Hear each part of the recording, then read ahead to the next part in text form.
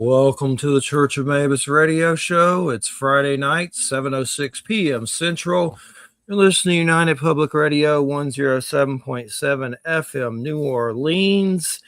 And we have Wham here with us tonight. How's it going, Wham? Christina's here with us tonight. She's here. She's just taking care of the animals. And Leanna, Renee, Hieber. Did I say that correctly? It's Hieber. It's Hieber. A German name, so you pronounce the second vowel. Okay. Yeah. So great to have you here. And America's Most Gothic, Haunted History, Stranger Than Fiction. And a great book. I've really enjoyed it. And is this like a sequel to the Invisible Women book, or are they separate books? It's the same authors, right? Yeah, it's a great that's a great question. And it is a separate standalone book, but it is sort of our follow-up to A Haunted History of Invisible Women, which Andrea Janes, my co-author, and myself, we wrote that book with a focus just on women's ghost stories and asking the question, how do we talk about women alive and dead?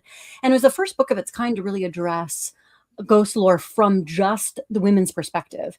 And so we explored a lot of different stories that we found particularly fascinating, that really grabbed us and captivated us.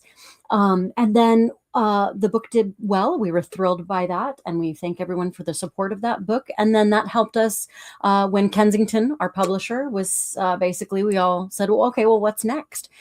And rather than doing an additional volume of just more women, because we had lots more we wanted to include, they thought, you've got this whole section here in this follow-up proposal, all of which is about how Gothic literature informs a lot of our ideas about ghost lore. What if we just focused on examining haunted history, but through the lens of Gothic literature, almost as a way in which these tropes and these expectations, these archetypes keep kind of reaffirming themselves in both real history and also in classical literature. So it was a real fun way to unpack real things, real strange things that have happened in this country, but do it from a way where we will compare and contrast with, say, an Edgar Allan Poe story.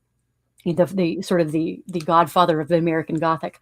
And it was a very fun examination. And we did get a chance to address a lot of the women that we didn't have time to do in the first book and put them into this follow-up. So I was very, very excited that I didn't get to leave anybody out that I had been aching to write about. There's still much more. There's so many more folks that we would still love to write about, but we're not doing this like an encyclopedia. We're doing this sort of volume by volume, making sure that we're trying to take enough time for each particular person. We really try to invest in who were these people while they lived, in addition to what we say about them in their ghost lore. And I know this is kind of a loaded question, but how would you define Gothic? I've heard so many different definitions of it. I'm just kind of, what are you shooting for with Gothic? Well, for me, I usually have a shorthand. And when I say a book is a Gothic novel, it usually has to have, for me, about 3 core characteristics that just about every Gothic will have. And the first and foremost is setting is character. And so we lay this out in the introduction, where the Gothic does tend to defy a rigid definition. However, it does tend to have certain qualities that reoccur throughout every Gothic novel. Setting being character, the idea that you are immersed in a very atmospheric setting. Very often, the setting will be maybe involved in the title of the book, such as the case with the very first Gothic novel, which was called The Castle of Otranto, published in 1764 by Horace Walpole in England. He himself had built himself a sort of a neo-Gothic castle in which to live. He very much was kind of living the part of this Gothic hero as he was writing in the 18th century. And so setting being character, sometimes it is, again, a titular, the idea of Dracula, Castle Dracula, very much is a part of that whole experience. You feel like you are in this castle as Jonathan Harker is questioning his senses. That leads us to our second of what I think is our 3 metrics, is psychological focus. You have to have a narrative where it's focusing on the psychology of the main characters and what they're going through, and their senses are going to be tested. They're going to question their senses. They're going to wonder about what's happening. Can they believe their own eyes? Can they believe their own sense of whether sanity or any of the five, let alone a sixth sense? And then the idea that in addition to psychological focus, you have to have an engine that is driving the narrative that is propelled not necessarily by action and action and action, or a violence, or some sort of really rapidly escalatory thing. More often than not, the engine of the Gothic driving the narrative is actually dread. So it's a suspenseful narrative rather than, say, an action film.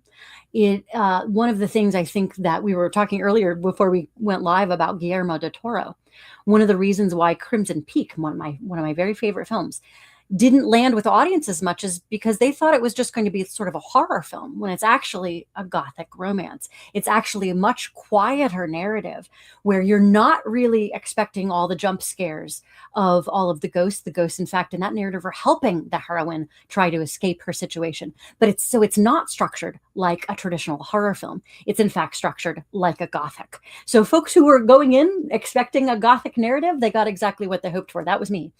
But people who are hoping for the jump scares in a traditional horror narrative, they were surprised that it was in fact so psychological, that it was in fact so character driven, and not as much into that idea of the horror, constant, nonstop driving narrative that we see in a lot of more modern films. So, but the Gothic's having a nice resurgence. So we're seeing that play out in a whole different, we have a real Gothic renaissance happening right now. So we're really thrilled to be part of that. Definitely so many great things, and we're talking about Edgar's and all the stuff he's doing, and I guess as an example, let's talk about the Bear Woman at first. So we can that would be one of the main stories that start off everything. What can you tell us about that?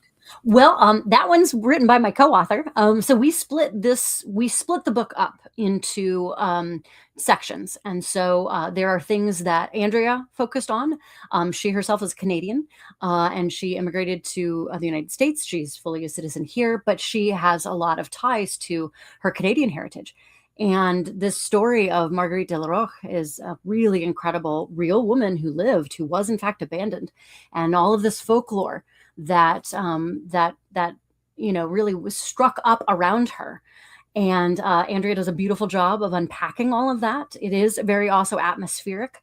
And she also just talks about the strength of a woman who is trying to raise a baby alone in the midst of being stranded and against very harsh conditions. So she became known as the Bear Woman because she did, in fact, defend her child, her baby, against a bear, supposedly in folklore. And she became this sort of larger than life figure. So she's a great example of one of the types of elements that we talk about is, when does the narrative kind of get away from reality, or when is it reinforced, in fact, by real things that happened? And so there's a lot of myth making as well as some real true aspects of this woman's pretty inspiring and harrowing journey that Andrew did a really good job of bringing to life. And we started with that one. Our editor, Liz May, she did a great job when she was structuring the book at trying to lead us through what is sort of a Gothic trajectory. All of the book has 7 different sections in it, and each one of the sections is sort of a progression through a Gothic storyline. So we start with the wild and foreboding landscape, that idea of setting as character. So we start with that, and the Andrea's Bear Woman chapter does a great job of putting us into that very, very harrowing circumstance. And I wouldn't have wanted to be put in that situation, but I certainly enjoyed reading about it. Did you do the ships chapter? I did. Dead Ships and Dark Dreams. That's where my great love of ghost ships came in. I'd been traveling up for the past 10 years up to this one particular part of southern Maine. Wolf's Neck Preserve is this beautiful nature preserve in just beyond Portland, Maine. And it is just this beautiful, beautiful landscape. But the acoustics are really funny there, where you'll get like some really interesting echoes off of the bay. And I could just imagine if it was this dark and stormy night where you feel like you have this sound that's in front of you. I heard people talking when I was there at the edge of this bay, looking out, at the edge of the ocean, and then the scraggly rocks and this really dynamic atmosphere all around me. And I couldn't see anyone in front of me except that I heard their voices right in front of me. But it was the way the acoustics was bouncing off of the rocks around the bay there that made it seem like the sounds were right in front of me, but they were in fact behind me, almost, a quarter of a mile away. So this kind of jarring and unnerving acoustics made me think, wow, that's a really great element of what could have been a legitimately thought to be a ghost story, because you hear voices and you don't see anyone in front of you. So I thought that really lent itself to the idea of all of these wonderfully rich, centuries old histories of ghost ships sighted along this particular bay. And there were ships that ran aground on these very dangerous rocks. They're right out into the bay there. They're all very sharp. They're all very dynamic. They look beautiful against the water, but it's very dangerous and treacherous with this very, very jagged coastline to be sailing in and out of these ports. And Casco Bay had some very famous, downed ships through the years, ships that just never came back to port. And so ghost ships have a very long and storied sighting around this particular part. And the idea of fog descending, all of the atmospheric qualities that you would expect on a rugged coastal American Gothic really kind of came to bear as I was researching this. And I had wonderful help with the Brick Store Museum, which is a lovely little, a small little historical museum in Kennebunk, southern Maine. And they were so wonderful about their own particular archives of a doomed ship called the Isidore, where every single, to a man, every single sailor had a bad dream about the ship the night before they launched, and it in fact never made it back to port. And everyone on the ship perished, and all of the family members talked about how they all had these premonitions of something happening to the ship, and that in fact proving true. So kind of these mysterious omens, these dark dreams, all of these things kind of factoring into this ghost lore of Americana that does in fact parallel real ships going aground in dangerous conditions. So it's a beautiful landscape, but it can definitely prove treacherous. And it was another one of those things where it made me think, wow, I love going on board a tall ship. I love being around historic rigging and things like that. I certainly wouldn't have wanted to man one.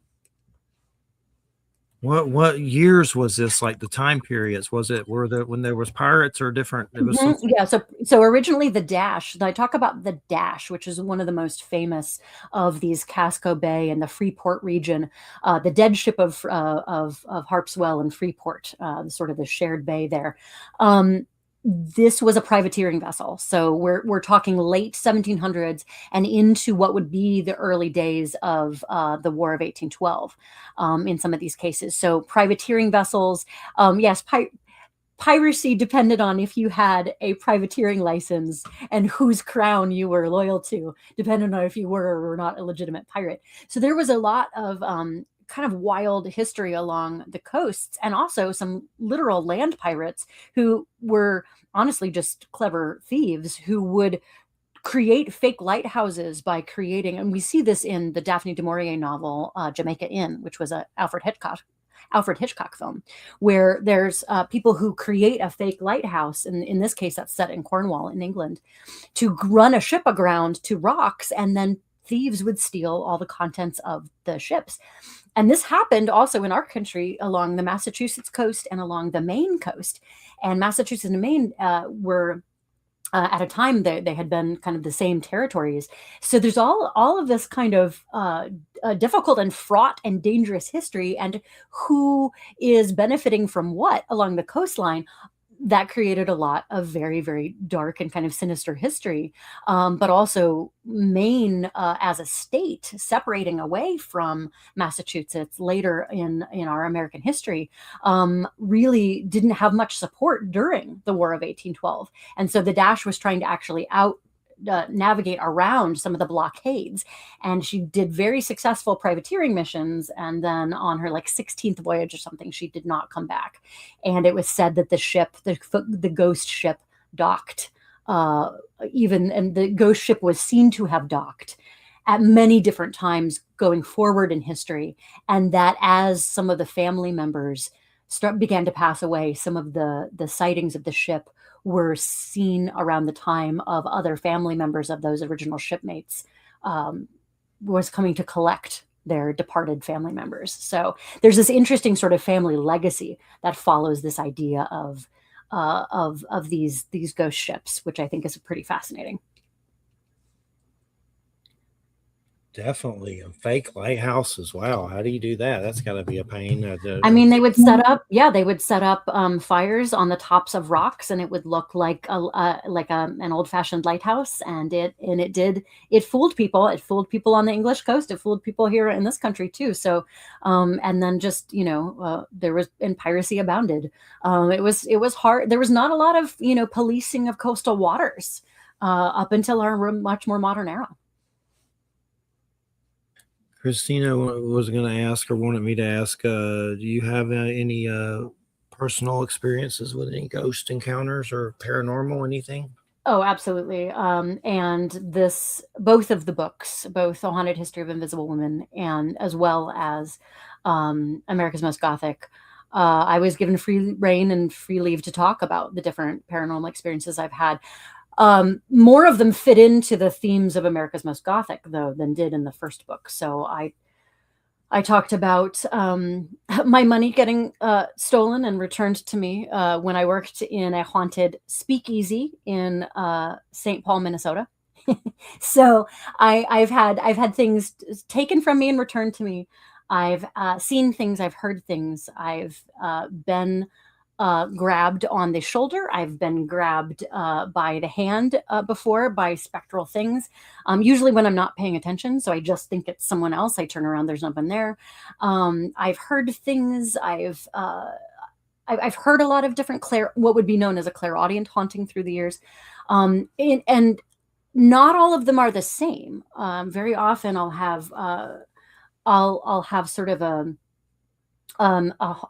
I don't know if it's as a haunting as much as almost like a coincidence that's too uncanny to be a coincidence, where I'll see something and find something relevant at one moment and maybe even take action on it. And then the next day I'll read about it in the haunted narrative I'm in fact working on for a book.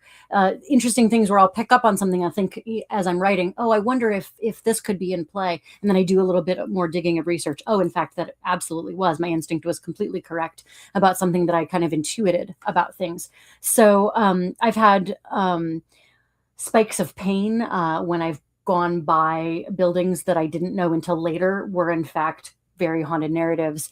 When I've gone and to visit particularly known haunted spaces, I've had very, very physical, visceral reactions. I talk about that when I went to Gettysburg, about the migraine I had the minute that I turned onto what I later learned was part of the battlefield itself. I didn't know at that point. I just thought it was farmland, and then later found out that no, there was actually a battle that had taken place right there. I turned onto a county road and had to pull over because I had this migraine that just was so sudden and so violent that I almost got nauseous. And so I actually had to stop the car. I definitely feel there's an energy sensitivity that's there. And I can go into a little bit more detail about a specific story. It just kind of depends. There's a range of them. I do discuss them as they're relevant. One of the things that I didn't want to do within the book is to talk so much about my own experiences that I didn't let these stories speak for themselves. I want to make sure, yes, I have my own understanding of the narratives. And because the Gothic asks for a psychological focus, I am bringing my own opinion and thoughts to bear in these narratives, as is Andrea. But I want to make sure that I'm not taking away from the fact that, all right, these were real people. There were real casualties here. There were real people involved. Here's my experience with this place, and here's why I care about it, and why I hope that I can make my readers care about it too. Because that's one of the great things about haunted history, is it makes a historic space relevant to us now, because the haunting is happening in our current moment. It's bringing the past present. What can that tell us about our time frame, about what our anxieties are in our current moment? The idea of the Gothic being a resurgence right now, the Gothic as a genre puts its finger on the pulse of the anxieties of the age in which it is written. And we live in a very anxious time. We live in a very divisive time. We live in a very violent time. And it's a very difficult time globally. And I think we're really seeing a lot of those anxieties playing out in some of our fiction, in some of the films that we're watching, in some of the things that we're reading or seeing on television, or even in the dialogue that we're having with people, because Gothic as a genre can help us explore those anxieties safely while still being able to have a conversation about it rather than just an argument about it. Definitely, and definitely crazy times. I was all shook up about the Rob Reiner thing. Man, that's Oh just my that goodness. Oh my sucks. goodness. What a visionary director. And like, just adding so much to our common vernacular, our little casual phrases. I say, taking it up to 11 all the time. I just think about things that are just part of our daily sort of references, these little casual catchphrases, and how many of them are his work. And it's heartbreaking. Being in the industry is very few people who weren't affected by his films, who weren't moved by something. And as varied as his work was, from Stand By Me to thinking about the hilarity of Spinal Tap or When Harry Met Sally, just like the range of things. It's a heartbreaking loss. And sometimes I just think, how can we bear it? But then I think Yeah. that's why storytelling is here to help us get through all of it, because we can process our emotions through the stories we tell. Shawshank Redemption, Yes, Misery. He just did absolutely. a new Spinal Tap. I haven't seen it yet, but it's on HBO, a sequel to I it. know, I know. I haven't gotten to it yet either, and now it's just gonna be something where you just cry your way through it, even Yeah, while you're laughing. that sucks. But um, well, what is one of the main reasons we do the show is I've had UFO and paranormal encounters since my early 20s, and a lot of it we've done shows on trauma. I'm a testicular cancer survivor, and then my dad died, so we think it Mm, opens up our senses when you go through stuff like that with trauma yeah. and things like that. I'm just kind of curious, what are some of the experiences that you've had that maybe shook you up to the core, or what were some of the most the craziest ones? Well, I definitely, this was not necessarily a traumatic experience, although it does have to deal with loss, but it was an expected loss, but it also, I think, in some ways saved my life. When my great-grandmother passed, I'm named for her, and we knew that she was transitioning out of this world. She had lived a long and full life. My father went up to be with her. I had fallen ill. I was about 6 years old, and I had a very high fever, like 105 degrees, which for a 6-year-old could be deadly. My mom's a nurse. We lived out in the middle of nowhere, about half an hour to any kind of hospital. So she's getting ready to take me to the ER. And right as we're about ready to leave, my fever breaks and I start talking about God and the angels using words that I had never been taught, like liturgical words, big words. I always had a big vocabulary, but this was another level. And my fever was gone. I talked about this literally heavenly experience. And then we got the phone call immediately thereafter that my great grandmother had just passed. I kind of think that she kind of, on her tour around visiting loved ones, I think maybe I was part of that, her namesake. And I kind of think she broke my fever while doing so. It was all, such the timing of it was too coincidental to be coincidence. And I've always kind of felt like she's a bit of a guardian angel ever since. And so I think that there's, for me, ghost lore is really interesting in that that's somebody's loved one. Even in the scary stuff, that's maybe somebody's loved one. So what is there for us? The door for me was certainly opened. I think at that point, the door to the beyond was opened. I had this kind of like out of body experience, truly, that was very, very intense. And I don't really have a memory of that as much as I sort of was in a trance channeling of that kind of situation. So, and it was, again, my mom, very rational nurse, was like, I've never seen anything quite like this. But, folks who are in the medical profession have seen all kinds of interesting things in near death experiences or in visitation kind of experiences. Energy, something happens. And so for me, that mystery, that question mark, that big question mark, is what drives me to continue seeking and searching, and a certain amount of love and honoring the fact that that was something that kind of opened a certain door for my mind and my heart, and I've tried not to shut that door too much. If it's a negative energy, I shut it. I curate my energetic spaces, and I curate the spaces and people that I speak to about these kinds of things, well, because I want to make sure that I'm not engaging in a toxic feedback loop with stuff. So I try to take great care with all of these things. However, um, I am interested in, okay, well, what is, as best as we can, tell the truth of these things? I know I have a very active imagination.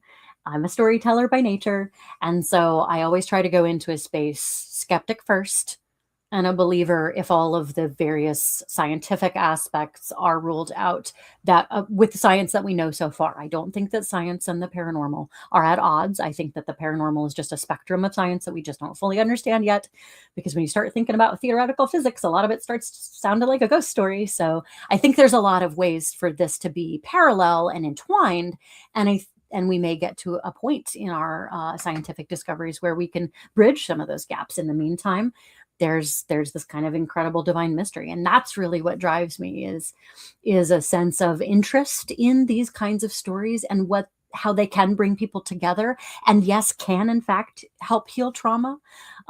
Some of the ups and downs of my life, I can definitely track that there was a little bit more paranormal behavior happening around me at times when I was struggling with some stuff, just trying to figure out my pathway in life, trying to figure out navigate different spaces and people around me. Maybe I wasn't around the best people for me at certain points in my life. And so there's kind of a way in which you can kind of track sometimes the kind of the sine wave of paranormal activity to what kinds of things are around you in your living environment, and how is that affecting this external paranormal environment that may or may not be affecting you. I do think everybody has the capacity to be psychically sensitive on one way or another. I think it's a sense that everyone has the ability to. I think we train it out of people.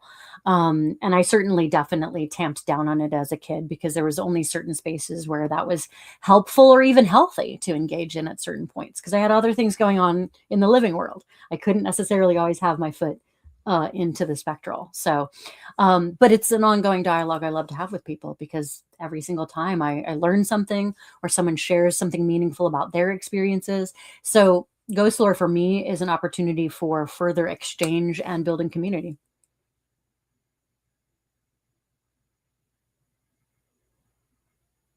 I forgot I muted dogs. But one of my big encounters has been seeing beings of light, and I've seen them completely sober with my naked eyes, and seen two leave my house down here in Florida at Silver Lake as if they were in it and flew into the heavens, and I was nothing. I mean, I was completely sober. I've seen stuff messed up partying, but that time nothing. Right. Completely sober. And it was like two people made of light, as if they'd been in the house and just came out the roof and flew into the heavens. And I'll never forget it. I think it may be my dad, or I don't really know. I've heard so many different things of what it could be, from aliens to angels to yada, yada, yada, to Project Blue Beam hallucinations. But there's so many different things. But the ghost thing's fascinating. We've been watching a lot of those paranormal videos, like Slapped Ham and that stuff on YouTube. And I think some of it's real, but you certainly just don't know. But it is interesting to think about some of the stuff that's going on in some of those videos. It's like, it seems like there's always some kind of trickster element, and they always kind of seem like they can't. I mean, maybe they can do something to hurt you, like scratch you, and that sucks. But it seems like a lot of them can just move a door or turn a light off. That's about the extent of it. But one of the most interesting things, and maybe you have some feedback on this, is ghost clothes. I always wonder about their clothes and what they're wearing. Is that what you get stuck with forever when you die in it? Do you get a ghost wardrobe? What do what do you get a hold of when you're dead? And I know there's rumors that you're stuck with what you died in, and I'd like to think that's not true. I agree with you. I don't necessarily think that's true. I think it almost becomes a certain point of identity.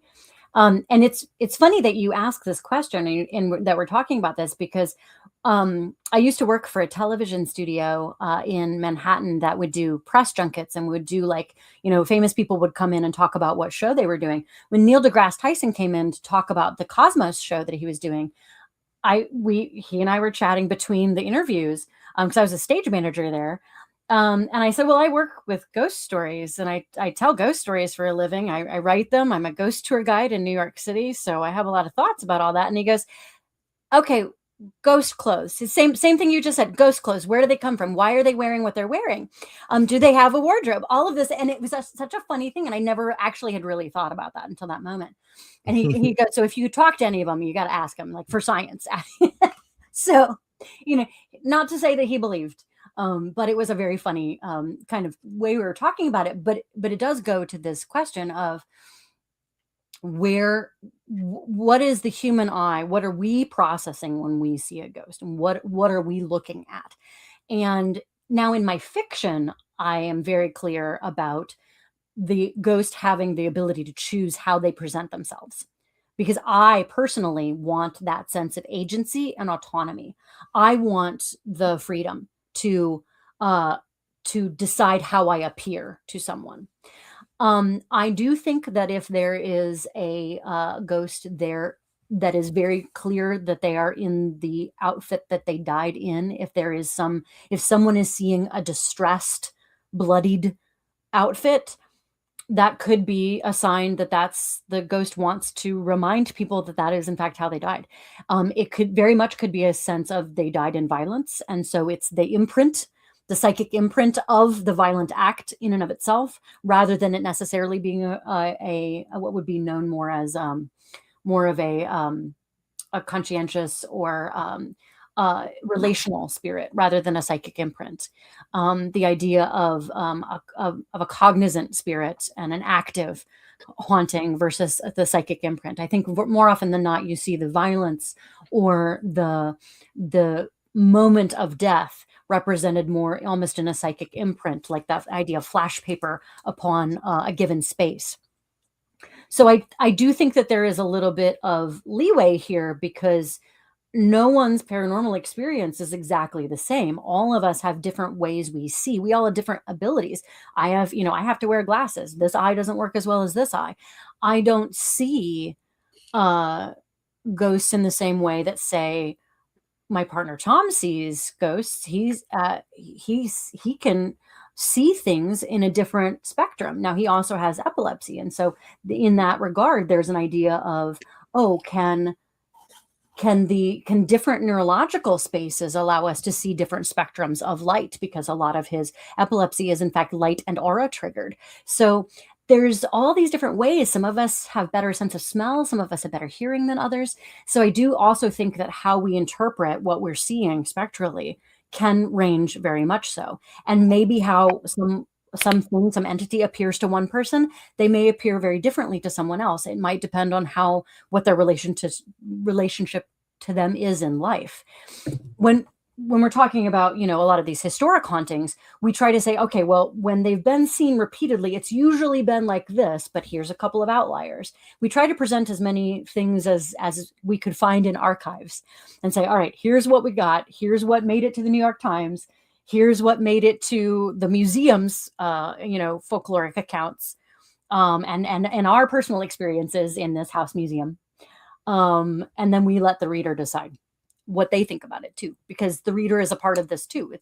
None of us are here to say we can prove one thing exactly or another, because we can't. And we're not here to tell anybody what to believe, because I do believe that one's own experience with the paranormal is deeply personal. Did you have to do with the Florida chapter, or was that your other part? That's Andrea. She did that one. Yeah. Do you remember much from it? That anything you could share? Mostly because Florida, right? That's what it's referring to. Yeah, Florida. Absolutely. And one of the things that she wanted to do with that chapter very specifically is to discuss the fact that there were enslaved people on plantations in Florida's history. And so she just talked very specifically about that history and how she found it kind of inadvertently when she was going down with her family to Disney World. So, the idea that there is a lot of very difficult history in our country, and we can't look away from it. We can't act like it didn't happen. We have to just sit with that discomfort. And so that's what she's asking us to do in that chapter. And I think she did it really beautifully. Yeah, where I'm at in Florida, there's a place called Dozier in Mariana, which was you might have heard of it. It had a craziness that happened there, but we had something down the road from us from Graceville that is very upsetting. It was a place called Heritage Trail, and it was this guy that owned the Bible college across from us, and he brought all these like old buildings there, like a church, and I guess I don't know if it was plantation times or what, but it was. I call it Little House on the Prairie, and he Hmm. set it up. But the weirdest thing about it is there's a plaque there that tells you a story, and basically the gist of it is that the Spanish came through here and they tried to convert the natives, and one of the natives had more than one wife and he didn't want to have just one wife. So the next thing you know, there's a bloodbath down there in that place.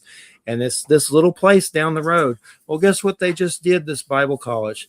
They just burned the whole place down and they're going to put a sports stadium over it. And Wow. it's so Wow. God. Like Yeah, that's I how you mean, get a skinwalker. there's But a yeah. lot. Well, But the there's a lot too of, and there's unfortunately a lot of moments in folkloric narratives that are kind of displacing a lot of things onto native populations as a way of almost offshoring things, when that's not necessarily coming from, native traditions. So it's that gets additionally difficult then when also the history is then getting, like you said, erased from this additionally on top of it. So it's like the layers to getting to the truth very often are very, very, very complicated. And all I all I can say to just sort of like address that is the idea that we have to keep asking questions, and we have to keep asking, all right, who is benefiting from a certain narrative versus who is being harmed by a certain narrative, and we try our best not to continue to recreate harmful narratives if at all possible. Well, I hope they have Native American ghost stuff happen to them at least on some kind of level during their sportsing. I This is mean, a yeah, the same. it's there when there's disrespect happening. I think that's the stuff that upsets me the most about things like the ghost shows that go in kind of yelling at ghosts and things if they go into the spirit world, or they go in and kind of making demands of the spirit world if they go into a supposed haunted location, especially if it's a location of trauma and pain. And suffering, to go in and like kind of try to get a rise out of the spirit world. That's the stuff for me that I get really upset about, because Andrea and I both our golden rule about this work is respect for the dead. It doesn't mean we're not, addressing some, there are villains in history, and we treat them as such. We don't try to rehabilitate someone who was violent. We are very clear about all of that, but at the same time, the general respect for a location where suffering happened, as that being real people, not a Hollywood invention. Wham's friend Bruce Hallenbeck has a book about the Kinderfell creature with small town monsters, and there was some paranormal. Kinderhook. Kinderhook. Okay, Kinderhook. Kinderhook. Always mess it up. But anyway, they saw a blob there, like some kind of entity that was like a blob. And some people saw the Virgin Mary, and other people saw the blob, and it's like a real crazy case. It's weird how the trickster element kind of plays to what you believe in, and that's what I think ghosts can do that too on some level. Like they can adjust to it. I definitely think that we all have our own kind of what our mind will go to something familiar, or go to something that we feel is safe, or will struggle in the face of something that we can't understand. And I think it is very, very interesting. It's very telling from one person to the next what people might experience in a given place. And so when people ask me about things like, are you worried going into to haunted spaces or things like that? I have my own little personal rituals. I have my own little personal things that I do for myself, a little bit of psychic shielding, stuff like that. But I think that I try not to let my mind run too far away from me, because I do know that I could get myself really, really psyched out and really, really terrified in a given space if I let myself. And let's see what was the next chapter. What's one of the main chapters that maybe you want to make sure we talk about that you did in the book? Um, I I particularly enjoyed talking about my alma mater, which is Miami University in Oxford, Ohio. And I spent a really lovely 4 years there. And I was a theater graduate there with a BFA in theater performance with a minor in the 19th century, in the Victorian era specifically, because I've always had an interest in history. And there's a figure there that even people who never went to Miami, if I mention talking about ghost lore, people will go, "Oh, Helen Peabody! I've heard that story of the women's college president who's still haunting her hall." So the Peabody Hall on the western campus part of Miami University had been a women's college, and then in the 1970s it became co-ed, and Helen Peabody's ghost lore became very, very prominent the moment that that school became co-ed, because people who knew that Peabody Hall was named for Helen Peabody, who had lived in the 19th century. She'd spent almost 30 years running this particular women's college with a bit of an iron fist. She was definitely a controlling presence, not because she wanted to control people for her own sake, but she really believed in very thorough education for women. And she believed in teaching them equally to men. She believed in teaching them all the disciplines that any of the men's colleges would be teaching. And that was rare at the time.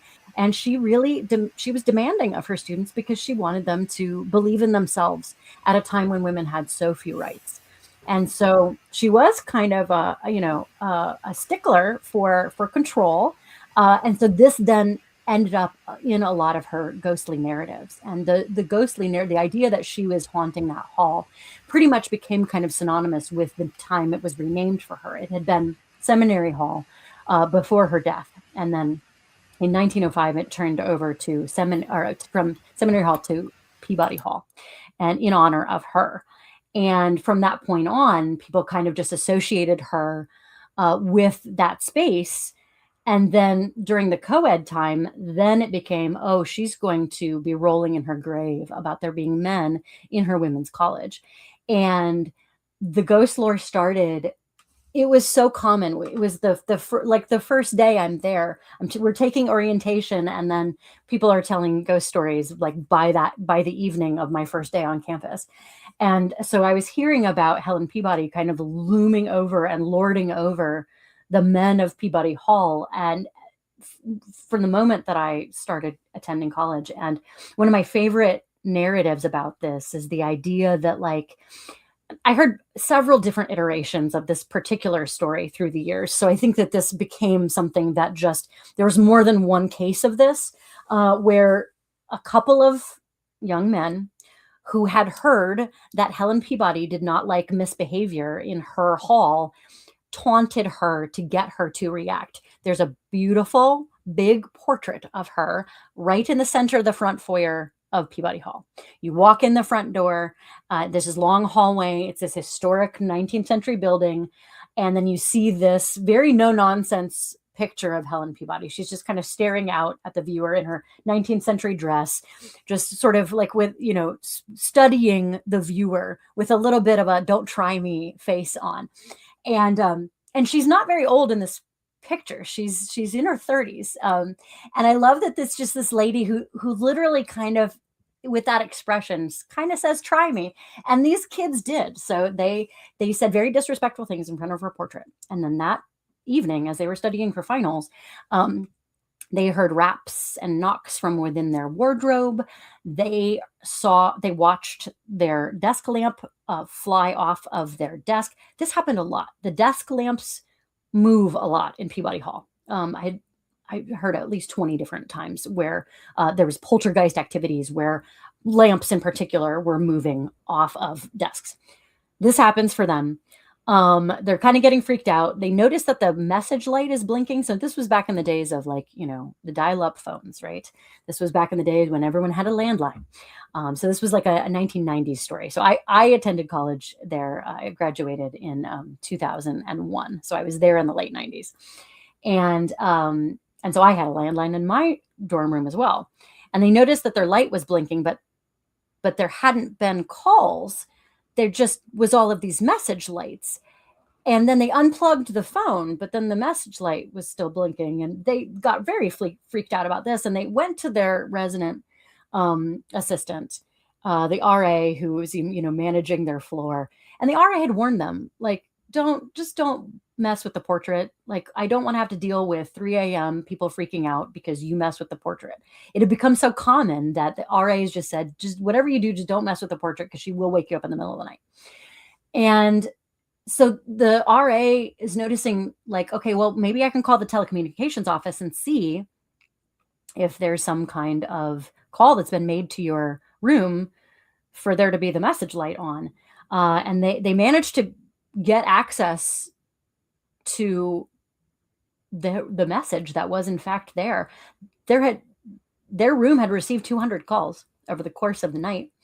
And when they actually accessed a message, it was a recording of all of the rude things that these men had said in front of her portrait. So she literally had the receipts for their misbehavior, and she played that back for them. and as if this was not like, as if this wasn't enough, when the two gentlemen who perpetrated the disrespect, one of them like slept down the hall on their friend's room. The bigger guy of the two of them was like, a sports guy. He's like, fine, I'm gonna sleep. He's usually kind of a light sleeper, but he was in this dead sleep, this absolutely unable to be awakened sleep. And when he finally was roused the next morning, he was like white as a sheet because he said that there was this angry little woman who was pinning him down and chastising him for his disrespect. So, I mean, she wants respect. That's all. Just don't be. You can be in her house. This is her house, but you got to respect her house. Definitely. And I keep thinking of the Wednesday show and stuff with all the weird teachers and all that stuff. It's exactly, and it's so funny too. Yeah, definitely seeing things like Wednesday. It's like, oh yeah, that's almost like a Helen Peabody moment with the ghost teachers. So, but I really think it's very interesting. One of the things I wanted to do with her narrative is that so much is focused on her as this controlling, domineering figure. And I wanted to really kind of go back to talk about who this woman was during her life as an actual women's rights leader. She was in the 1850s. She's running an institution. Very often, people running women's colleges in the 19th century were very often male administrators running women's colleges. So she was the star student of Mary Lyon, who had created Mount Holyoke College, and so she was the kind of the next in line of sort of the Mount Holyoke of the West at that point, is what they had called Miami. At that point, it was called Western Seminary for Women. And she was a leadership figure, and she was controlling because she really, really wanted women during the 4 years that she had them to have control over their own lives at a point when women had no control outside of that institution, because there were no rights about their bodies. There were no rights about their ability to own property. There was no rights about the ability to own a bank account or to set one up, or any of the various things that we take for granted now as being able to have our own autonomous rights.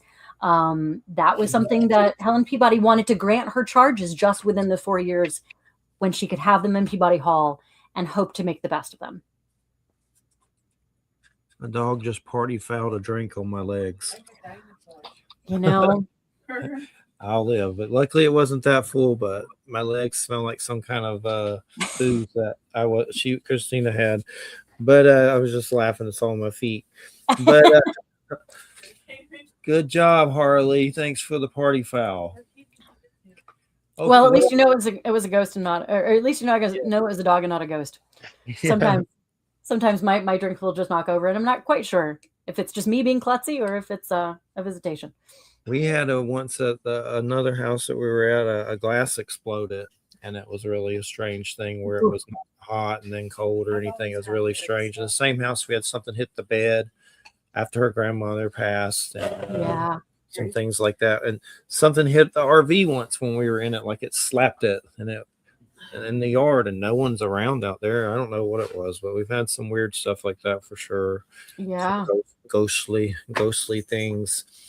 And there's been times when I've done. It's been a while since I've done psychedelics, but I saw Native American spirits like they were dressed up on mushrooms once, and I ran out of the house. I was in my 20s, but I saw them. I was like, "Oh!" It scared me, and I ran out. Yeah, But I can't say I've ever done psychedelics because I've figured no, my mind is on its own journey enough. I don't need to exacerbate it. yeah, I can't now for sure. I'll be in the emergency room, I'm sure.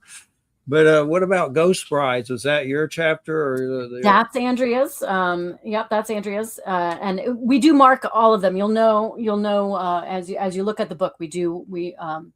Where every chapter opens up with whether Andrea or I wrote it. That was just, she really enjoyed the idea of Ghost Brides as a concept because they crop up a lot.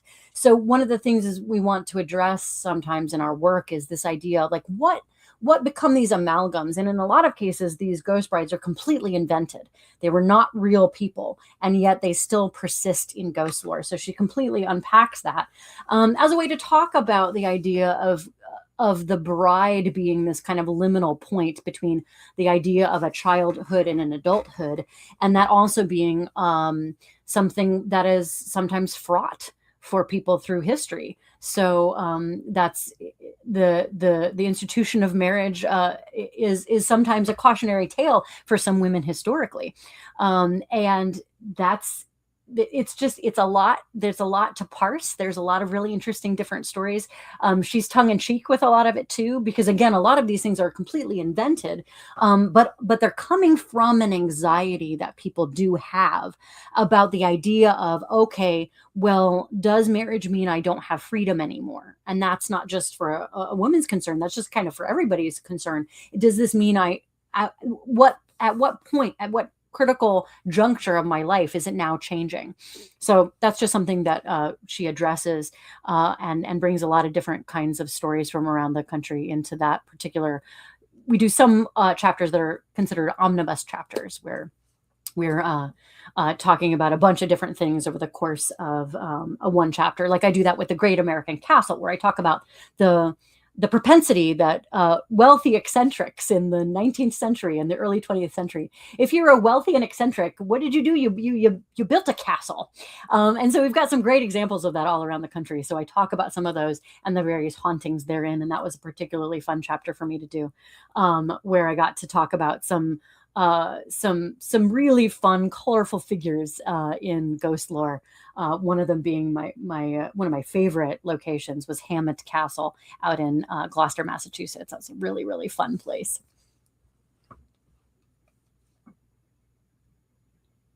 Christine's asked about Marie Laveau. Is there something about her, Crossroads, or? Not at the Crossroads. So Marie Laveau, we talk about her sort of very briefly in our first book, An Haunted History of Invisible Women. We talk about her very briefly, but because neither Andrea nor I are practitioners in that tradition, we want to be extremely respectful of that tradition because there's been a lot of misunderstanding about her through the years. So we mention her as a figure and then allow her to be a part of that narrative in so much as further reading. We recommend further reading. In terms of the Crossroads, for me, I talk about, that is my chapter where I talk about motorcycle ghosts that there's several different motorcycle ghosts in Ohio specifically, one of which I experienced myself. And then I talk about Resurrection Mary, who is a very famous Chicago ghost. And she's fascinating because she went dancing one night and then never returned home because she got into a car accident. That's the lore about her. So her lore is that she is still hitching a ride home from the ballroom. And she has been danced with and felt and picked up by people through the years.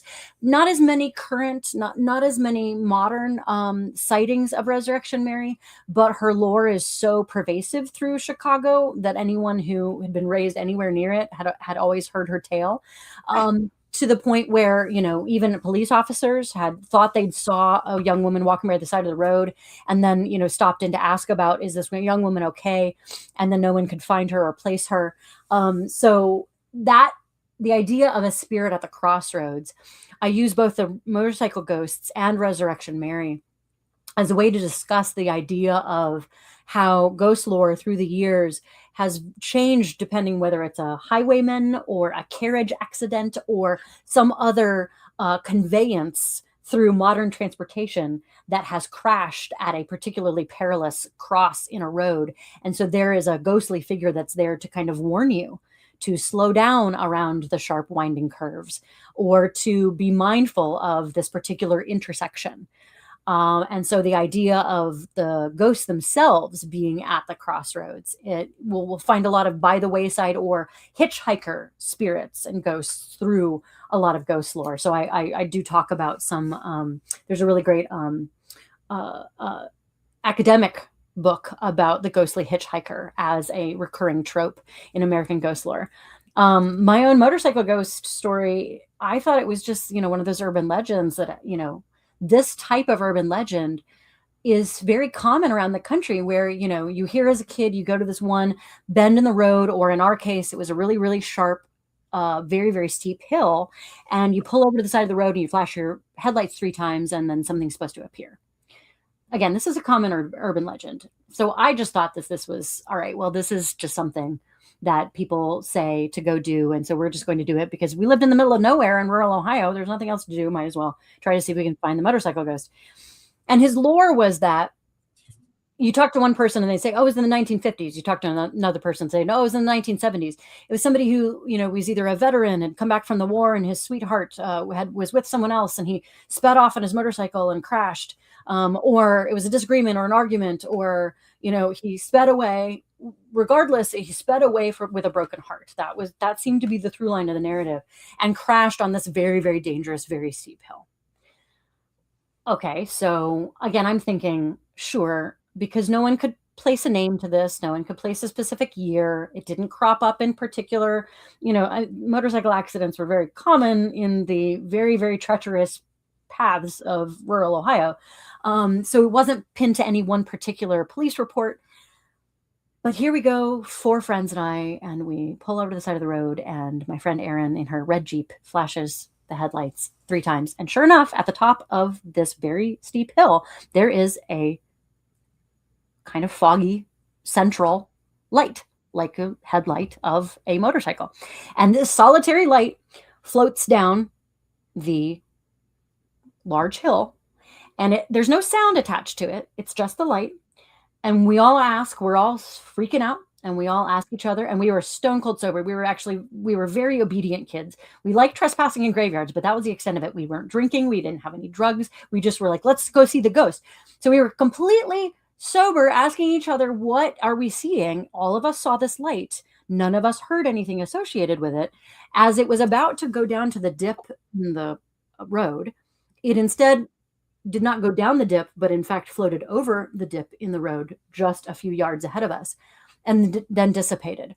But if it had continued its trajectory, as it passed us, even though it had dissipated by this point, if it had been maintaining its speed, at that point, it crashed. This very loud, very, very distinct metal crash sounded on the top of the vehicle. And it was it sounded like a car accident. And we screamed. I've never screamed that much in my life. I don't think my friends screamed that much in our lives. And we tore out. Aaron just tore out from the side of the road. And there's no like side of the road. This was like, we were almost in a ditch kind of level. So again, these are not finished roadways hardly at this point. And it's 20 miles before we have any civilization again, before we get to a gas station parking lot and finally pause the car, get out of the car, and look on the top of the car, because surely a sound like that had to leave a mark. Nothing. Pristine. Like nothing had hit it, like nothing had... We had no idea what made that sound. We all heard it. We all screamed. And then we just didn't go back because we thought, all right, well, that's very definitive. That whatever that entity was telling us, like, be safe, like, don't do this. What are you doing? I talked to a girl. So during book tour for America's Most Gothic, I went back to Miami University. So this motorcycle ghost is not far from my college. So I'm talking about the motorcycle ghost in a college class because the Miami Alumni Association has brought me into school to say, hey, here's a best-selling author. She's one of your, she's an alumni of this very college. So she's going to come and talk to your class. And so I was telling them ghost stories because that's what people like to hear. And I was talking about the motorcycle ghost. And this young woman comes up to me. She goes, oh, yeah, we went many times and it got really, really mad. The last time that we went, the light turned red and then it cracked our window. And I was like, well, what did you go and do that multiple times for? The ghost said what it said. It was telling you to get out. Why did you test it? So I'm one of those folks where if I feel like there has been a warning shot fired, I do not test the warning shot. So that's my PSA. If there is a ghost that makes it clear in no uncertain terms that you should get out, and then you shouldn't test it. Just saying. Definitely. We just had Maxim Furyk on. He was I forget the guy's name, unfortunately, but the guy that passed away from the Annabelle doll, the paranormal investigator, he had just taken a picture with that guy with the doll. When we were telling that story, that was definitely creepy. But because he was just there with the guy, and then the guy went on and passed away. So he was there with the guy, and they actually took a picture with him with the guy that passed away, supposedly from all that situation. But yeah, definitely, I understand about the ghost shot thing. It's interesting how a lot of these stories about the vehicles show up in different states. Like I know some, here and in Georgia where I'm from, and it's weird how they have like a protector role in that on some level. And then a lot of the paranormal videos, of course, get into that subject. And there was one guy in a foreign country that the guy was, and I don't know if it was real. I mean, you don't know. That's the point of it all. But someone was telling him, one of his managers was telling him that there was someone in the car with him. And the guy goes, no, there isn't. And it turns out that I guess it was picking up somebody sitting in the car with him when it wasn't there. And there's a lot of weird stuff like that that's really creepy, that any of it could be fake, so you don't ever know. But I think some of it's real. But how do you know unless you're there? Well, I mean, that was the thing I didn't expect. We all thought we were just kind of bored, and it was one of those things where none of us thought something was really gonna show up. I was shocked to hear, that almost 30 years later, that there's still students trying this too, and that there's still something that's showing up for people, to the point where there was multiple experiences for this one girl, and that it changed to actually create almost a violence with like a cracked window. And I was like, oh no, if that light turned red, I am sorry, that if that light turned red, that's terrifying, actually.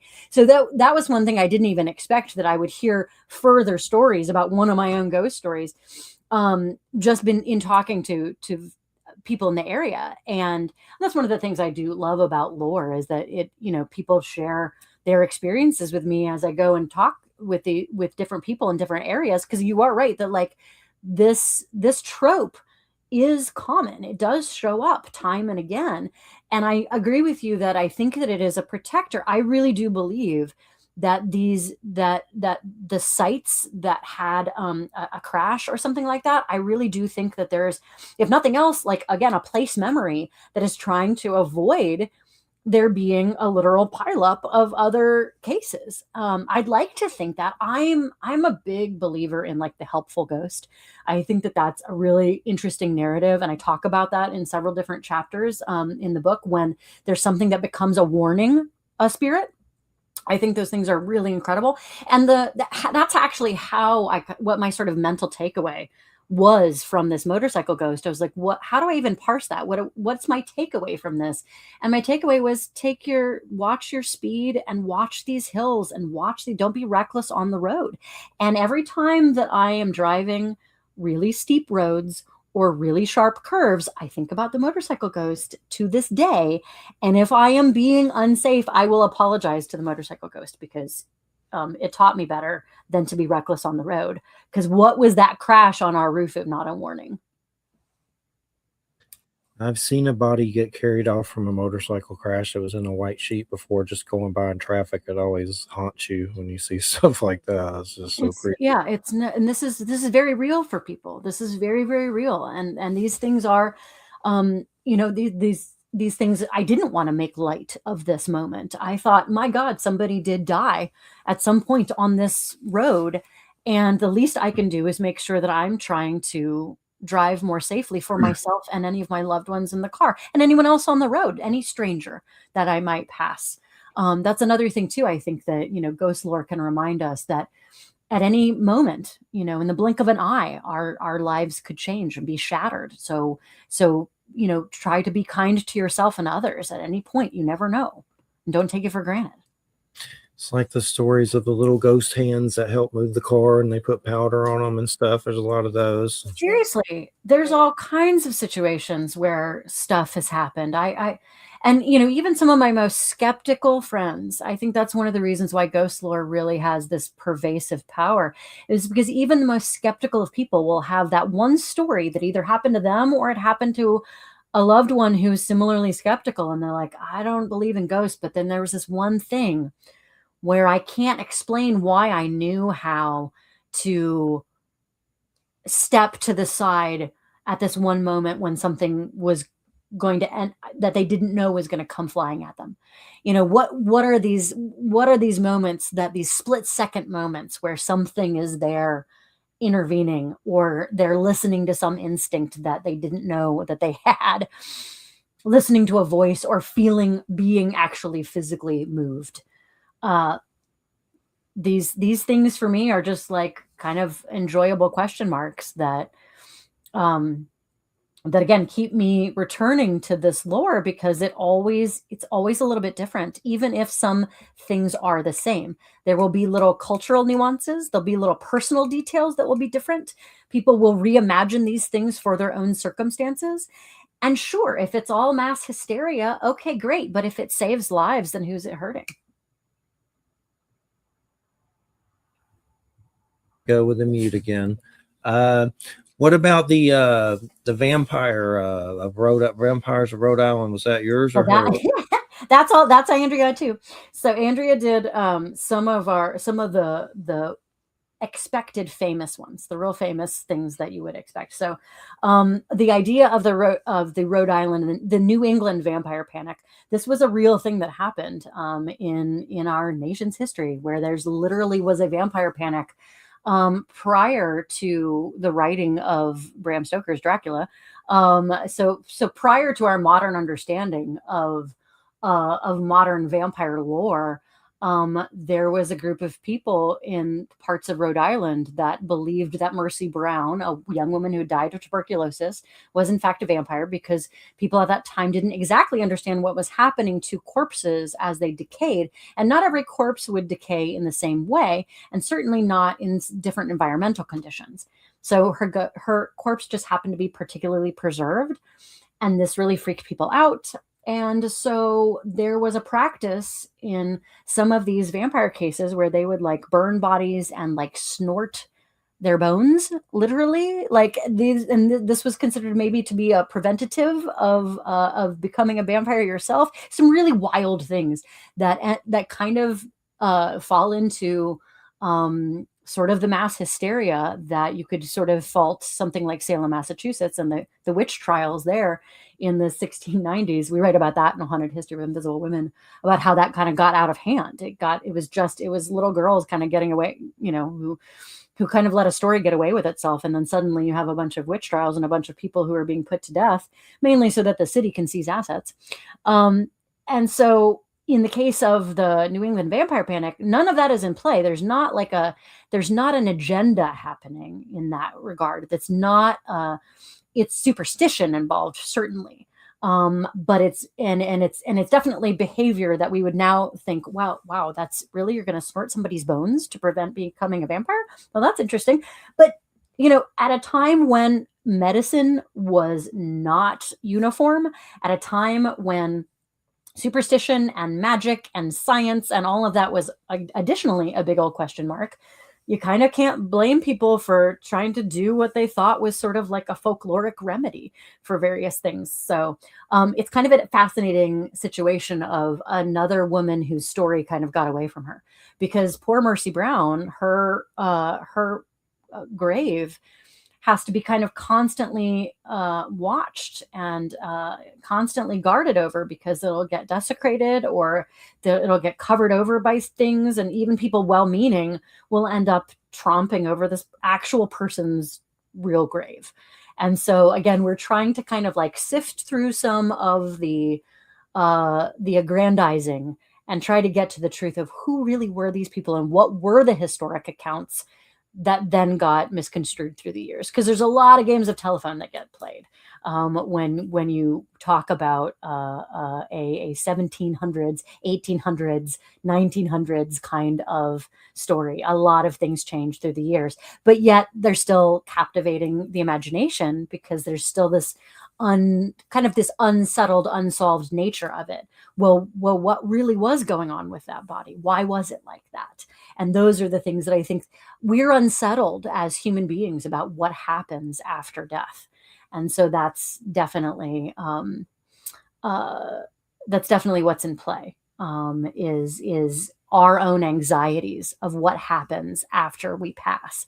That's what makes ghost lore additionally relevant, additionally stirring, additionally resonant, and part of the dialogue that we are having when we talk about ghost lore is us examining and grappling with and coming to terms with our own discomfort about our own mortality. William, Christina was asking about your ghost ship story. There's something about a ghost ship that you saw. If you want to share it, I don't know, something about a ghost ship. We did talk about the ghost ship chapter before, about the I myself did not see a ghost ship myself, but I was in the area in southern Maine where I was talking about the acoustics there, and I definitely heard voices that were not in front of me. So I could see how ghost lore would happen, especially in that part of southern Maine. So yeah, we in talking about that, the ghost ship chapter, I loved the idea of a foggy night in that landscape. I could see why someone would, see something piercing through the fog and be not quite sure what they saw.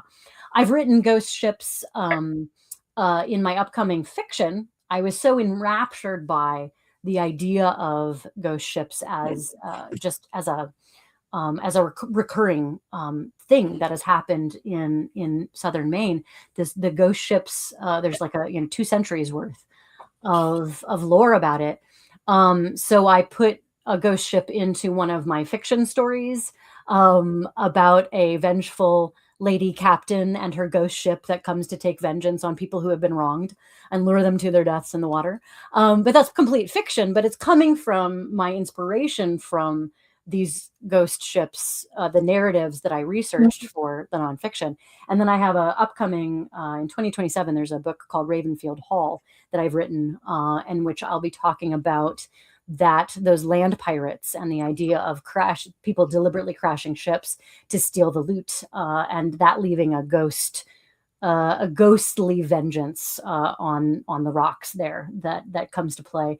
Again, that's a completely fictional narrative. However, I am pulling from actual history to do it. So definitely ghost ships became very inspirational to me in my fiction after having written the chapter. Cool. Wham, where did you see a ghost ship in Hudson Valley? I have not seen a ghost ship. I thought you saw something that was ghost ship. No. People have seen ghost ships in the Hudson Valley, though. He's referring to a book that I wrote about paranormal experience, the kind of the tradition of a paranormal experience in the Hudson Valley. And, I don't really focus on ghost ships. I focus more on people's individual experiences and how they sort of fit into some of these traditions, and the source of some of the traditions of paranormal experience, not just ghosts. Ghosts are part of it, but UFOs, cryptids. He mentioned Bruce Hallenbeck, which is one of the people whose experiences I profile in the book. Actually, they're not just his experiences of his family. There's actually a multi-generational set of experiences there. What I was going to ask you was a lot of when I was doing the historical background to provide a context for, this area. There was a distinction that was made by academics. I mean, I come from an academic background, and academics between what's called sentimental literature, or what was called that in the 19th century, and Gothic literature. I mean, I think there's an overlap there between the two. But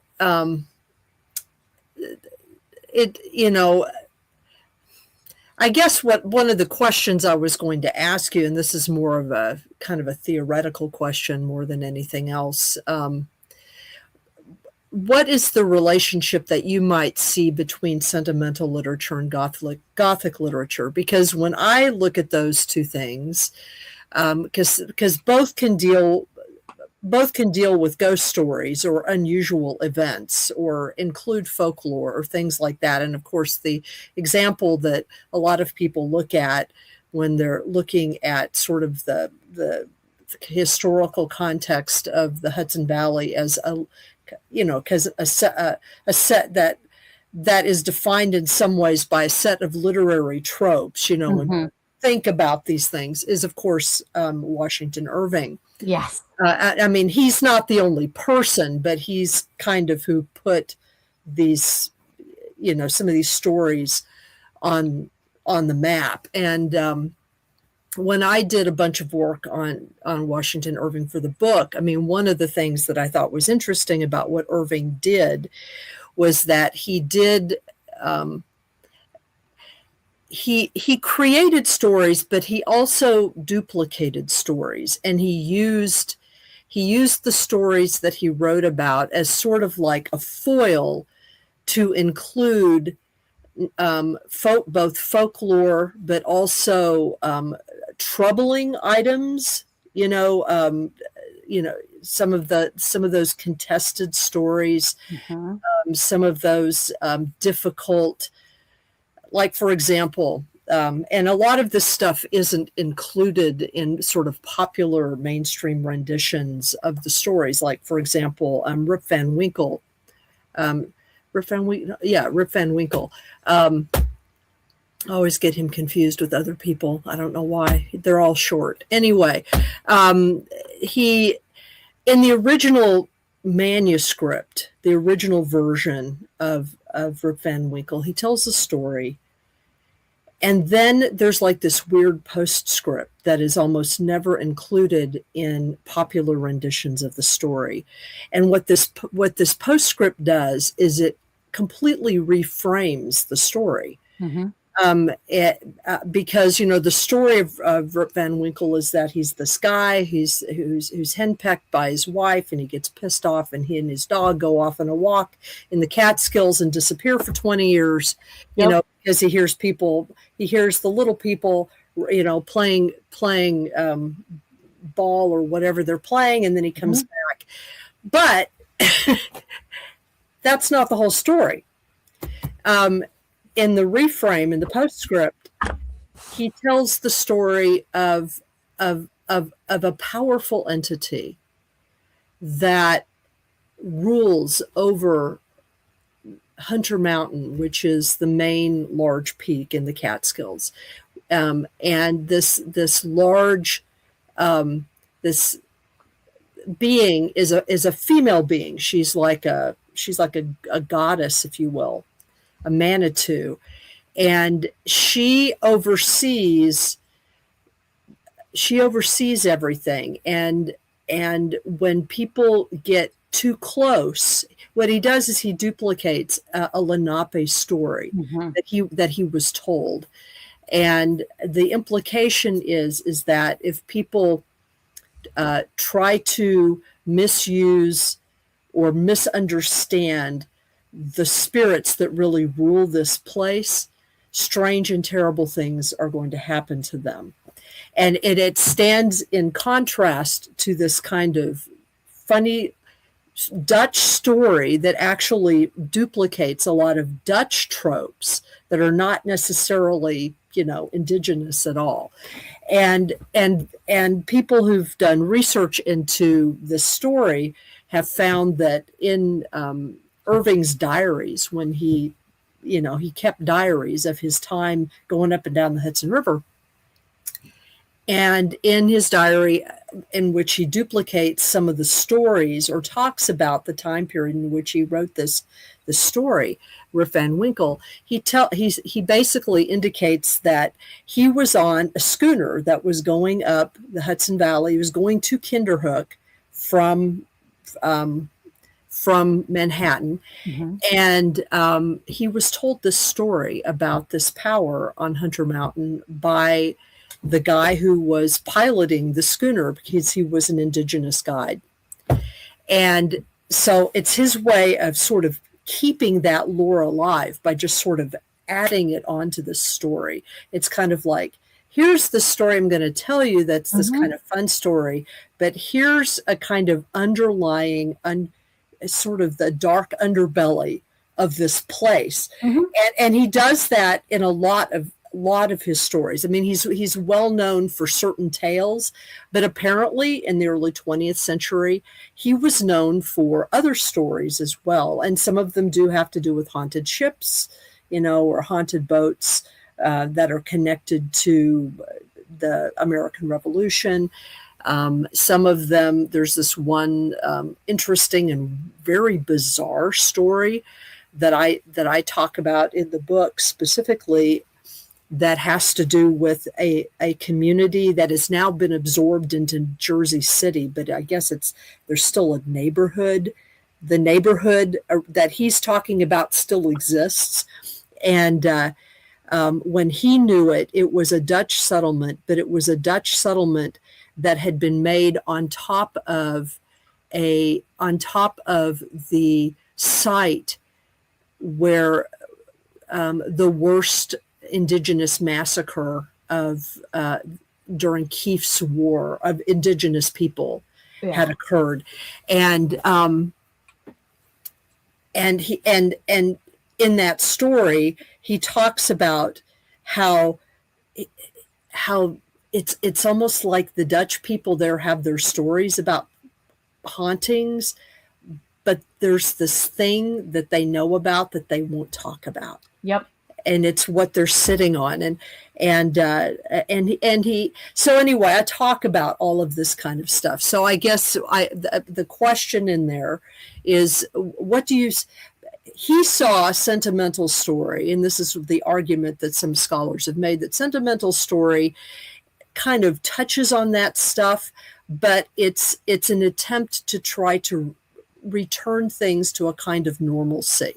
It's sort of like, we can engage in this kind of reminiscence of the past or these troubling things, but there's a kind of nostalgia, I guess, if you want to put it that way. And the difference between that and Gothic literature is that Gothic literature sort of keeps you unsettled. Yes. Yeah, it doesn't resolve. That's exactly the difference. The sentimentalism lets you off the hook about about the discomforting thing. Because so much of, the rise of Gothic literature was happening at the same time as the rise in the transatlantic slave trade. There's a violence, there's a global violence that's happening, and the Gothic doesn't really let you forget that. And whereas sentimentalism wants to, just like you're saying, sort of have this kind of, this quaint folkloric thing, and then the stuff that we don't talk about.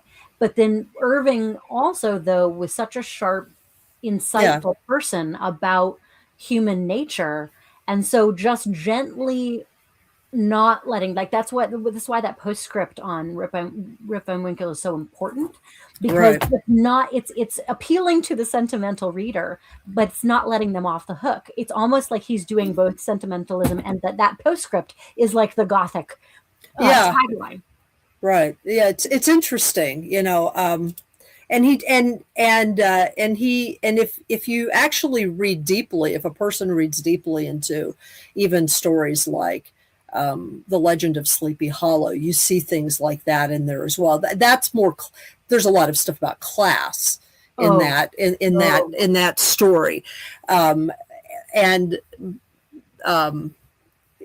and what's interesting about that story now, of course, is that, and you probably know this, but Kinderhook is actually the place where the ambiance comes from, for that story. But when I reread it now, I find it to be incredibly creepy. It's not a happy tale. No, it's so evocative. It really holds up. Like that's one Legend of Sleepy Hollow for me is like one of my favorite classic stories because I think it's a great Gothic tale. I think it's absolutely like you're saying, talking about class. It's about the fear of the other, the Hessian being this other who is still feared by the Dutch. He's definitely picking up on the petty small town family grievances. Well, and Ichabod's an other too. Exactly. There's this kind of this he's picking up on the anti-intellectual kind of aspect of and it's funny for those of us who live in the Hudson Valley. You do have these little enclaves of people who families like Dutch families, and I'm not going to pick on the Dutch specifically, but Dutch families whose families have been here for 300 years or so. Yep. And they are very, I don't know there's no other word to talk about it, clannish. They're very specific about their community, their village, what they will, who's considered an insider, who's considered an outsider. And they'll be friendly to you and everything. I mean, it's not like that, but you're not really part of them, and they let you know that. Yep. And some of that is defined by some of these stories, and so I do talk about those kinds of things in the book. The other thing I was going to ask you about is I'm looking at this thing that's behind you, this strangely beautiful book here. Yeah, that was my debut. That was my debut novel. So yeah. So I did a little, like, while you were talking, I did a little bit of like research on that book. It's just to get the synopsis and everything. And so, can you tell us a little bit about what inspired you to specifically write that, and what role does Jack the Ripper play in that book? So I wrote. So Strange and Beautiful was inspired by my first trip to England, and I took a Jack the Ripper tour, and I just really was fascinated by the history. And I thought, and I asked myself, like, what if Jack the Ripper was in fact a paranormal entity? And I had asked this question right before I started working for the Cincinnati Shakespeare Festival. And so I was working on all of these different Shakespeare plays, and I was engrossed in, like, the bard. Shakespeare as a storyteller is like the core of so much of our modern storytelling. We're kind of just all like leaning into a bunch of Shakespeare tropes. And so here I was, my brain just overflowing with Shakespeare. But at the same time, my minor in college had been studying the 19th century. And so Jack the Ripper happening in 1888, that's a particular year that I have a fascination with, to the point where it's otherworldly. My fascination with the year 1888 crops up in all kinds of different aspects of my life. I think it's a past life thing. I feel connected to that particular time period in a way that is unresolved, in a way that is seeking, in a way that absolutely wants to, like, scratch at the surface of that time period and find my way through it. And I had characters that just kind of literally waltzed into my mind, that populated the Strangely Beautiful universe. And there's 3 books that are a part of it, and it's a intertwined family saga that has themes that go back to Greek mythology. And it is the idea of, like, what if what if Jack the Ripper was a creature from the underworld and trying to like come and look for something that had gone missing? So I was asking myself these questions, while I was steeped in walking the streets and walking the paths where these women had lost their lives. And just kind of thinking, what if I can create a Gothic novel? It is absolutely a Gothic novel. What if I can put all my favorite things? The idea of like, what if a very Jane Eyre narrative, one of my favorite books, what if Jane Eyre is very entwined with, say, like a haunted academy? I love dark academia as a genre. What if I have this sort of haunted school? What if I'm dealing with this sort of outsider character who's coming in, haunted by your own demons? And what if it's just what if there's just ghosts everywhere? So for me, it was just a real exploration of all of my favorite things, with my love of Gothic literature, my love of a Gothic novel, my interest in the 19th century, having gone to England specifically for a research trip for a school project, and just being obsessed with what I'd found there. And it just, from that point, these characters unfolded that have a paranormal mystery to solve. And then I took that forward, where it goes forward in time, and the finale of the series ends with the First World War. So it's dealing with some very difficult real history in the midst of some fantastical adventures. Okay, cool. That sounds very cool. Thank you. Yeah, it's been one of my great loves. Is like, that particular book was just, it was the kind of my guiding light. I'd been pursuing a career in theater as a professional actress for many years, and when I moved to New York in 2005, I was at a Broadway callback, and all I could think about was Strange and Beautiful. And I asked myself, what is going to make my soul happy? What will I regret if I don't do in this life? And I looked in the mirror at that Broadway callback, and I said, I got to do the book. So I stopped auditioning, shifted away from theater full time, and then moved into trying to get my books published. And that's been my path ever since. Wow. I still do theater periodically, but books are my foremost love and and profession, as well as being a ghost tour guide, which is fun. Yeah, you got to make your money somewhere, right? All told, all together from a bunch of different plates that I spin, it all works. Right. Yeah. I understand. I mean, I ran away from academia for a similar reason. So it's like, do I really want to go to conferences and try to convince people to listen to, I'm trying to convince academics to listen to the importance of paranormal story.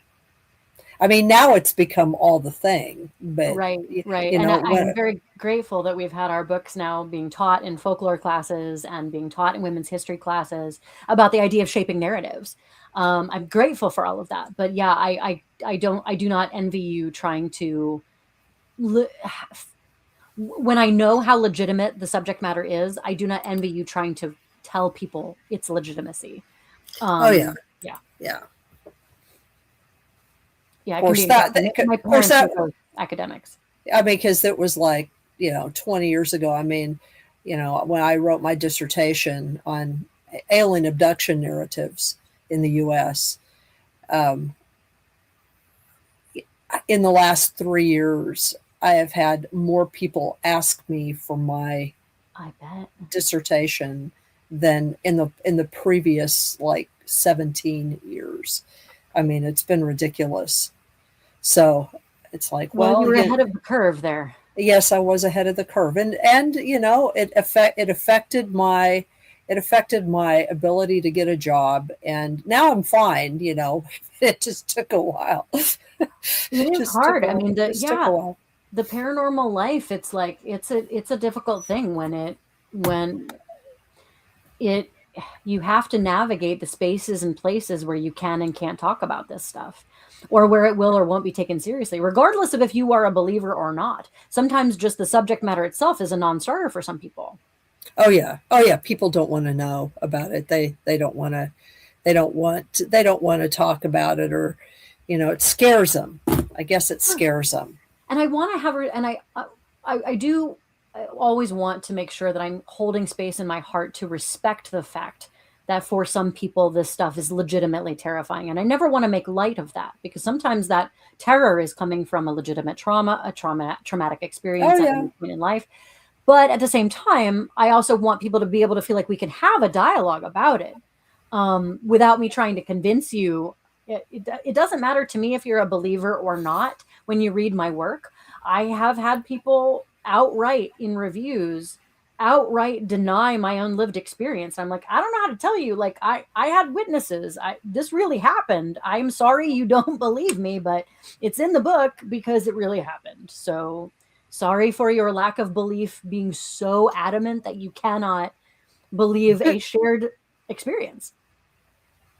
I can't help much with that. I would like the same respect of, like, I'm not trying to tell you what to believe. Don't you tell me I didn't experience what I experienced. Yeah, I know. It's I've often defaulted to just like not talking about my own experience, just because of all of that. Yeah. And because it's a habit. Yeah. It's a habit. So one of the in the introduction to A Haunted History of Invisible Women, I talked about a young man from the South who had come on one of my ghost tours in Manhattan, and he just between the stops, I invite all of my guests to come in and talk to me and ask me questions about stuff.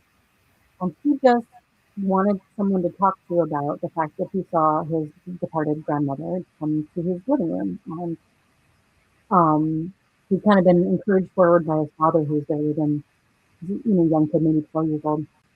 And I said, well, how do you feel about that?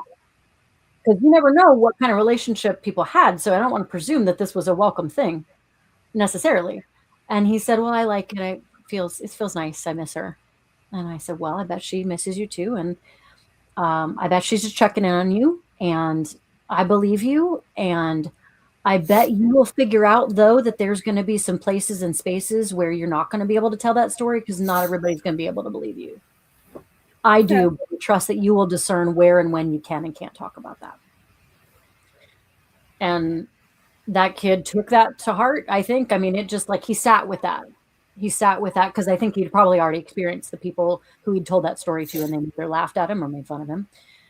And, I'm sure that had already happened. And so the father just kind of nodded at me a thank you of, like, just sitting with it, just like letting someone share their experience, just saying, okay, all right, I'm glad you had that thing that made you connected to your loved one. Right. Yeah. I mean, discernment is big. I mean, it's like, one of the things I discovered when I, was putting together the materials for my book, it's called Mysterious Beauty, Living with the Paranormal in the Hudson Valley. And,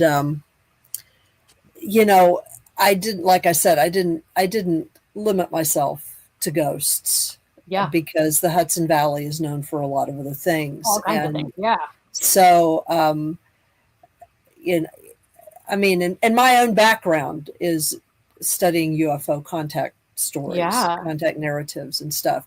But what I found was, and like everybody who's done this here has found this, is like, if I used to do local presentations on the paranormal, on mostly UFOs, but some stuff on cryptids.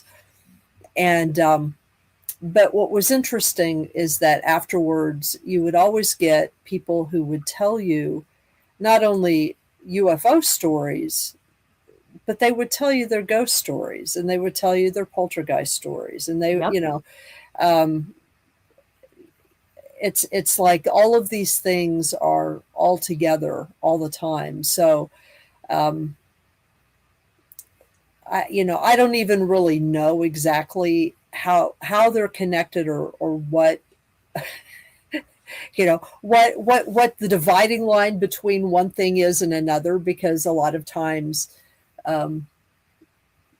someone who will see strange lights in the sky, which, by the way, it's always going on. We had like just 5 nights ago. Sorry, it was over the weekend. This week is a lost week. 5 nights ago, last weekend, there were at least I don't know. I saw at least a dozen reports of strange lights that were being seen from New Paltz to Poughkeepsie, all the way up to Saugerties and Hyde Park. Mhm. And several people had pretty decent video of them.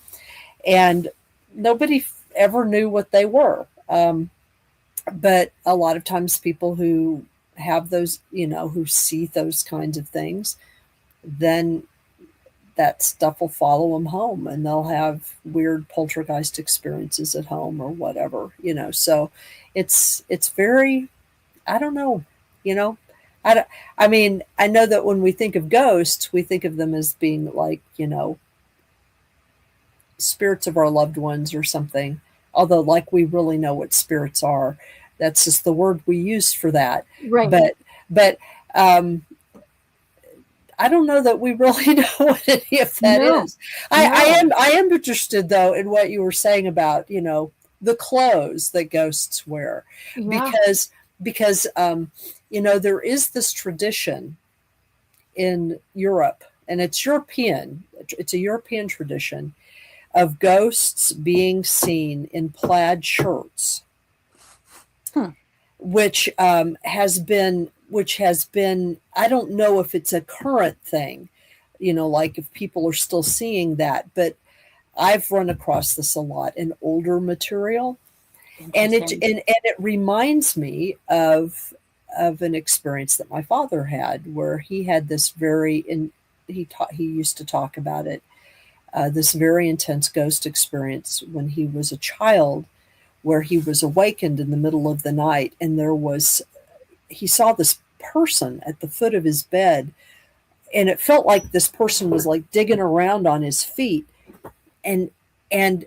but then he realized that the person was transparent, and it completely freaked him out. And this person was obviously doing something. It was like they were looking for something, like on a table or something. And that person like moved up his leg up to his head, and was clearly not aware of him, like the fact that he wasn't messing, that he was messing with a person and not with stuff on a table. And that is terrifying. And but this guy had a plaid shirt on. He was able to see him very clearly. Wow. And he once he got up to his head, my dad said he freaked out. He just started screaming, and his older brother came and turned the light on, and of course, boom, it was gone. Right. But then later on, after he calmed down and everything and went back to bed, he did manage to get to sleep, but he said he woke up right, like sort of at dawn, when the sun was just starting to come in, and he could see a figure standing in the corner of his room, kind of looking in his direction, and he had this plaid shirt on again, so he knew it was the same guy. Wow. But I do remember that house they lived in, because I do remember one weird thing that happened there, that like it was at Christmas. I guess I'm remembering it because it was Christmas. We were visiting, and all of the it was one of those things where they always divided the kids up, from the adults, and so the kids would all sit in the other room and eat. Yeah. Kid table. And the kid table, the kid room, and then the parents or the adults would be in a different room. And so it was, everybody had finished eating, and we were all just sort of hanging out. And the parents had kind of moved back to the living room, and I don't know, I guess the female members of the family were beginning the cleanup, and we heard this noise, and the kids, we all heard this noise together, and we couldn't figure out what it was. And we thought it was one of the adults moving around. But when we looked into the other room, there was nobody in the room, and we could all hear footsteps going around the dinner table, that was the empty dinner table there. We could hear them, and we were all just like, oh, wow. That's like one of my first memories of a paranormal experience. It was very strange. So the house was definitely haunted. But So yeah, I mean, I'm interested in the because I remember reading the stories and going, what is the plaid thing about? Is it is it because lots of people wore plaid shirts? I mean, like, that's so specific, or did it just become something that became like this repeated part of ghost lore that people didn't question? I don't yeah, I don't don't know know. where the origins of some of these repeated themes come from. Yeah, well, like It doesn't the lady in white or the The lady lady in in gray, white, that one, the lady in gray. that the sort of the spectral spectrum of the different shades, that one you can kind of chalk up to the amalgams of women's ghost lore. It has an openness to it that seems to track a little bit more than the specificity of the plaid shirt. I'm fascinated by that. I have no idea. That is you'll have to keep in touch with me, because if you ever find the origin of the plaid shirt ghost, Of the plaid shirt, yeah. I mean, I think that there actually has been a couple, like, I seem to remember an article written about that, but it might be like an older thing, and it might be might be American too. That I don't know. It's interesting. There's all these regionalisms that crop into it, and so you don't necessarily, it's so hard to find what that initial cultural influence that creates a specificity that gets repeated because the specificity is interesting. Yeah. Yeah. I mean, the thing is interesting. Another thing the plaid shirt thing for me is interesting because there was another incident that occurred. I did not witness this. But I lived in a house in Kansas City, Missouri that was haunted. And I experienced other things there, but I didn't experience this particular thing.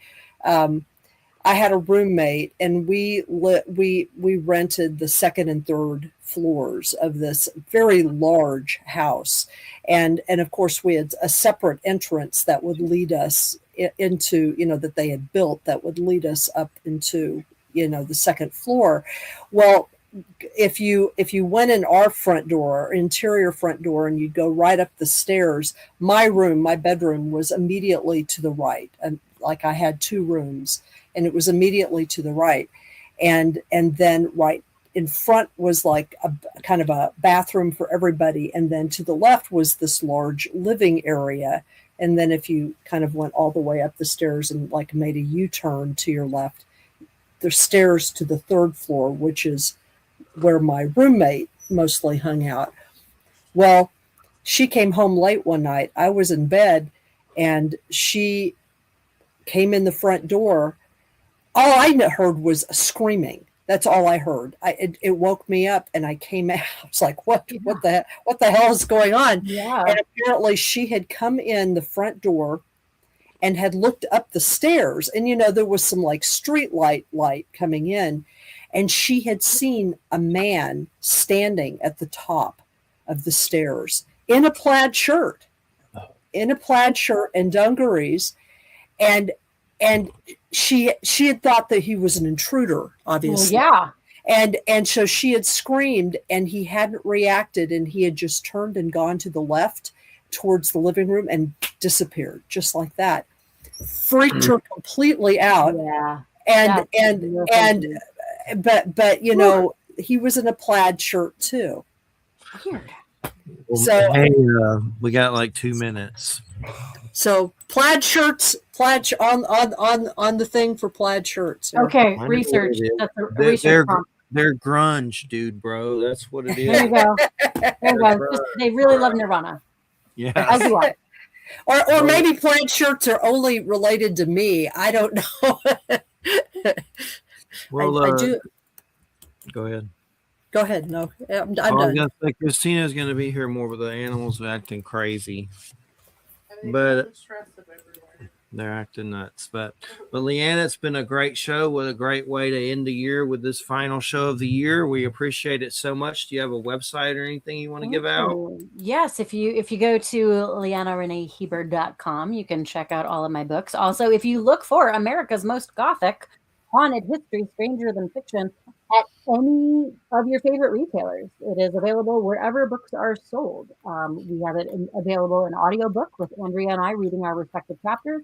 It's here in a beautiful hardcover. It's also digitally available.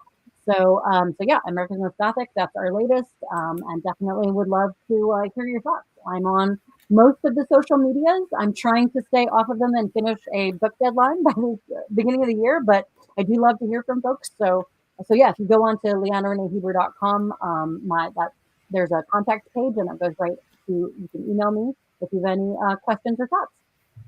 Well, we appreciate it. It's a great show, and we hope everybody has a Merry Christmas. And you can tell Tom that Facebook banned me for 7 days for sharing my GoFundMe on I can't message people in my Oh inbox. no, I'm so sorry to hear that. You've been know. trying to raise money for the animals. Oh my gosh, I'm so A sorry. lot of people do that. It was weird that they did that. Yeah. I sent it to. No, it's weird because GoFundMe lets you hook it to Facebook Messenger and Right. send it through GoFundMe to people. So I guess they try to make it seem like I was a fisher or something. Oh, But that stinks. I'm sorry to yeah, hear that. Christmas I can write people again. Well, How just nice of them. just hang in there. What a Christmas gift. Oh my gosh. Well, hang in there. Take care of it. Scratch all your animals. Pat all your animals for me. We appreciate it. Great show. Tell Tom I said hi, and he's going to come will. on at some point in the future. And Yeah. we appreciate it. Thanks so much. Have a great Christmas, Thanks everybody. again for your time, everybody. Take it easy. You too. Good night, everybody. Good night.